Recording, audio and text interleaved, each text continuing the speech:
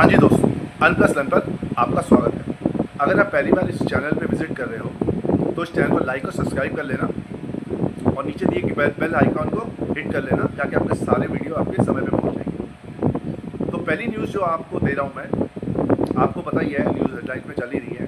जो ट्रम्प भाई साहब ने अपना यूएस की जो अपना पाकिस्तान की विजिट है वो कैंसिल कर दी। Trump cancels US delegation trip after Iran officials leave Pakistan. Iran वाले बंदे तो भाग ही गए वहाँ से, वो तो ट्रम्प भाई साहब को मिलना ही नहीं चाहते। ये हाल है, क्या सोल्यूशन होगा, कैसे होगा, कुछ पता नहीं। बहरहाल आज आपको पता ही है, ट्रम्प भाई साहब पे हमला हुआ है। Trump unhurt and suspects in custody after shot fired eight white house correspondent dinner. एक करस्पॉन्डेंट डिनर इन्होंने होस्ट किया था और ट्रम्प भाई साहब के ऊपर फायरिंग हुई है। उनके ऊपर तो नहीं फायरिंग हुई है, और after shots fired eight white house में शॉट फायर हुए थे। ट्रम्प भाई साहब को तो बचा कर ले गए हैं वो, लेकिन ट्रम्प भाई साहब जो है वो अनहर्ट है। तो अभी बस यही है कि बस कहीं अमेरिका ये ना सोचे कि ईरान वाले तो नहीं करा रहे। तो अगर ऐसा है तो ट्रम्प भाई साहब ने, आपको पता है, धमकी दे रखी है, अगर ऐसा कुछ हुआ, अगर वो ख़त्म हो गए और ईरान वाले का हाथ हुआ इसमें, तो पूरा ईरान को उड़ा देंगे। ईरान बचेगा ही नहीं नक्शे में। तो चलो वो तो बात की बात है। Suspects motive unclear after shots fired eight white house correspondent. इसका मतलब ये है कि जो सस्पेक्ट का जो मोटिव है, जो उसकी गोलियां मारने का कारण है, वो नहीं पता चला।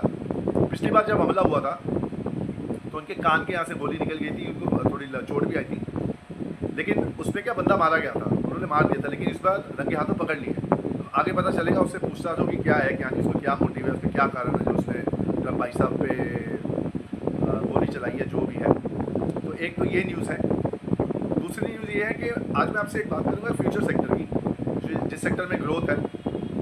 शेयर बाज़ार बहुत नीचे ही है आज की तारीख में, और न्यूज़ बड़े गंदे गंदे और ख़राब ही आ रहे हैं। लेकिन हमारा काम है, शेयर बाज़ार में है तो आपको न्यूज़ देते रहे, स्टॉक्स के बारे में बताते रहे, जाके आपको जानकारी मिलती रहे। और अगर हम इस लाइन में हैं, अगर हम स्टॉक मार्केट में हैं, तो मैंने पहले ही कहा था आपको फोकस होना पड़ेगा, आपको अपनी आँख कान खुले रखने पड़ेंगे, आपको ऑब्जर्वेशन हमेशा रखनी पड़ेगी कि क्या हो रहा है क्या नहीं हो रहा है मार्केट में, तभी पैसा कमा पाओगे आप। क्योंकि वॉरेन बफे का भी आप जानते ही हो कि जब सब ग्रेडी हो जाते हैं तो हमें दूर रहना है, और जब सब डर जाते हैं, फेयरफुल होते हैं, तब हमें मार्केट में अंदर घुसना है। तो चलो बहरहाल आपको इसके बारे में बता दूँ। ये बिज़नेस है क्विक कॉमर्स, आप जानते ही हो, quick commerce delivery, 10 minutes delivery, और इसका मास्टर तो आपको पता है ब्लिंकिट ही है। फिलहाल मैं आपको बता रहा हूँ कि क्या रिपोर्ट है। FY 22 और 23 में ये 1.6 बिलियन का बिजनेस था इसका, और ये 22-23 में तो 1.6 था, 23-24 में बढ़ के 3.1 से 3.6 हो गया। मतलब 1.2 से सीधा 3-3.5% पे बिलियन पे चला गया बिजनेस ये, और 24-25 में 7 बिलियन के आसपास चला गया। तो अब समझ लो, पहले ये 1.2, फिर 3.5, अब 7.1, और 25-26 में ये 10 बिलियन का हो गया। 10 बिलियन डॉलर का ऑलरेडी बिजनेस हो चुका है। और रिपोर्ट ये बता रही है कि India quick commerce 10 billion to 11 billion dollar ये हिट कर जाएगा। 70 बिलियन डॉलर, हाँ जी 70 बिलियन बाई 2030 तक 70 बिलियन डॉलर हो जाएगा। Quick commerce in India double annually over last 2 years, touch $65 से $70 billion by report 2030। Morgan Stanley वालों का ये कहना है कि क्विक कॉमर्स ये 57 बिलियन बाई 2030 तक हो जाएगा ये बिजनेस का। और अगर हम कंपनी का नाम लें तो आप डिस्क्लेमर के साथ ही कंपनी है, डिस्क्लेमर दे दूँ कि ये एजुकेशनल पर्पज से है। तो आप जो भी बिजनेस में पैसा लगाओगे, जो भी धंधे में पैसा लगाओगे, जो भी स्टॉक में पैसा लगाओगे, उसको बैलेंस शीट स्टडी करना। अगर आपको समझ आ रही है तो ठीक है, नहीं तो म्यूचुअल फंड में जाना, वो भी ये काम कर लेते हैं।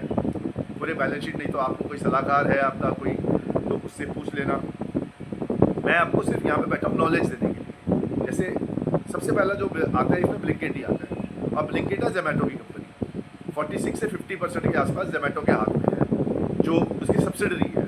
बेसिकली ब्लिंकिट एक सब्सिडरी है जोमेटो का, आगे बताता हूँ।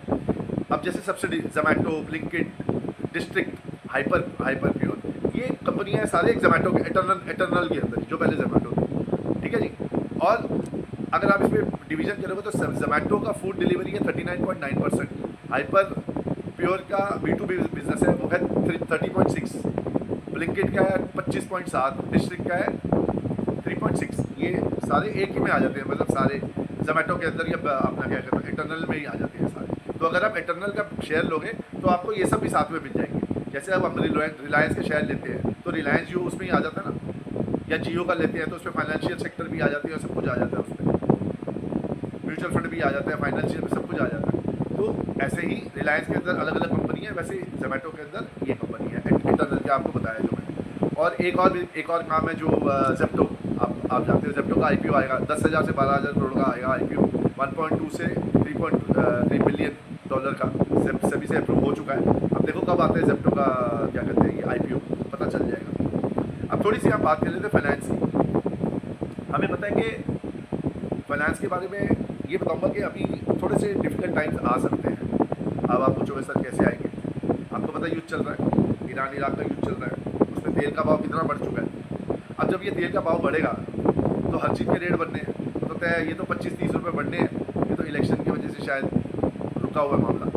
अब उम्मीद तो है कि ना ही बढ़े, अच्छा है और वॉर रुक जाए, ख़त्म हो जाए, ये अमेरिका की और इसकी जो ईरान की मुसीबत है ख़त्म हो जाए, जाके तेल आना शुरू हो जाए, सारे इन्फ्लेशन हो ही ना, मैं तो मतलब परमात्मा से ये होए ना, मतलब ये लेकिन फिर भी अगर आ गई तो हमें क्या करना है, तो हमें तैयारी तो अभी करनी पड़ेगी।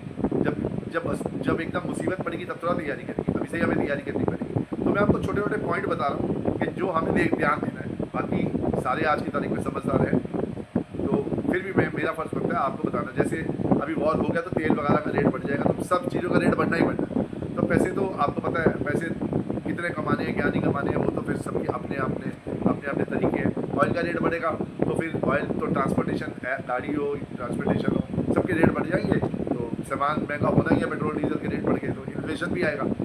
और आरबीआई फिर देखो क्या स्टेप लेता है, हमने सोचा था नीचे करेगा इंटरेस्ट रेट, लेकिन लगता तो नहीं है, उम्मीद तो काफ़ी है कहीं इंटरेस्ट रेट बढ़ा ही ना दे कहीं। ये भी है तो लोन ईएमआई हमारे बढ़ जाएंगे, एक्सपेंसेस भी हमारे बढ़ जाएंगे। अब एक इसमें ये अब हमने देखा है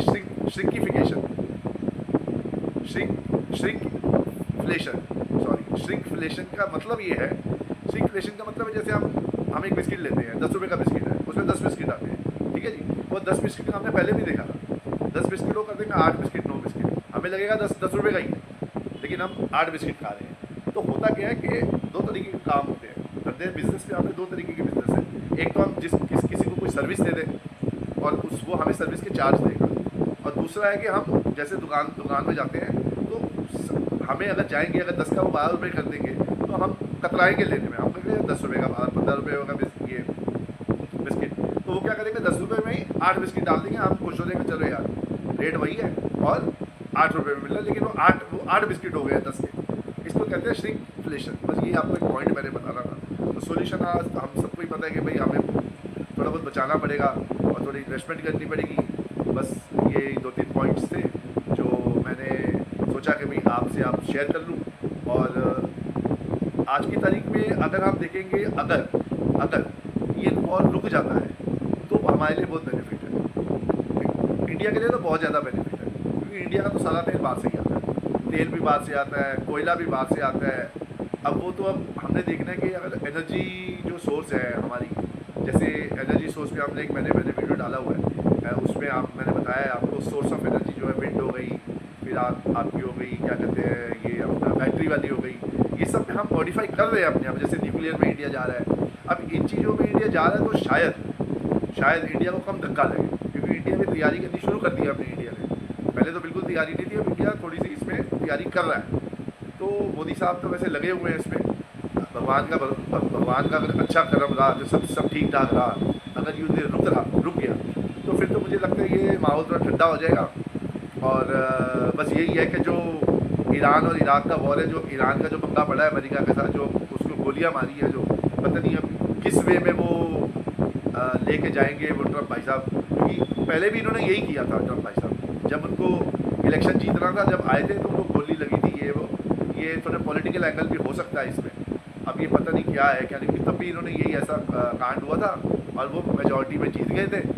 तो पॉलिटिशियन के तो अपने अपने अखंडे होते ही हैं अपने आप को जिताने के, तो शायद हो सकता है इसमें से हो, लेकिन अब वो जब भूलेगा कि भाई ईरान जो बंदा है वो ईरान वाला, तो मैंने क्यों मारी गोली, कैसे क्या कारण है, तभी कुछ शायद हमें उसमें से निचोड़ पता चलेगा कि असलियत क्या है क्या नहीं इस मामले में।